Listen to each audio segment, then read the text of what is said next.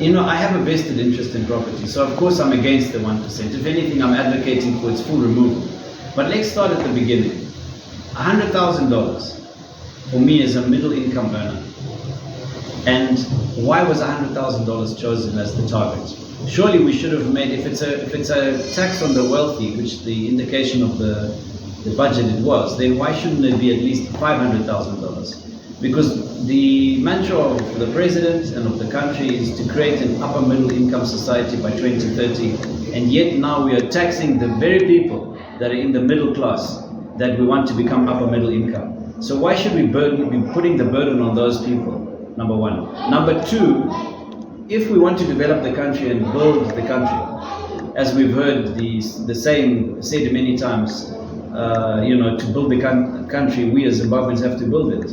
How can we build the country when there's a hurdle and a penalty on development? Because this is penalizing development. It's penalizing the owners of properties. The people that would want to invest in properties would now have to consider this tax of 1%. And thirdly, lastly, we are not yet a developed country. In the developed countries of the world, I can understand property tax, it makes sense. Wealth has already been created. But we are a developing country.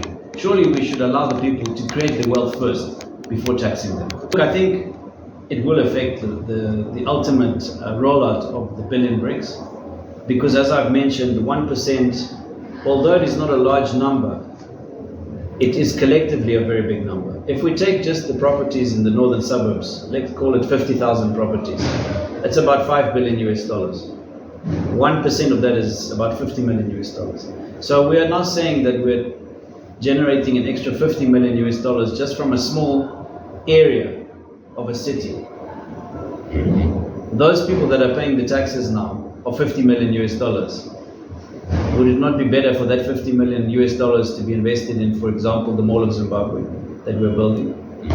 Or would it not be better for that to be invested in energy? And let me use energy as an example. I noted in the budget that there was an allocation of $10 trillion and in the infrastructure development of Zimbabwe, which is a significant amount of money. That is almost $2 billion US today. That can change the country. And yet, only 90 billion of the 1 trillion was allocated for electric energy generation. So if we take 90 billion, it's a pittance compared to 1 trillion. It's something like 9%. We're talking of maybe less than $100 million, maybe $45 million US out of 2 billion. $45 million US is not a lot of money for power generation. So I think the allocation of funds should be looked at carefully, and particularly this tax. If the tax is going back into infrastructure, and we guaranteed to say that the 1% will go back into the infrastructure that supports the real estate sector, that is one thing that I'm prepared to support. But if the 1% is simply going on consumption, it doesn't make any sense to me.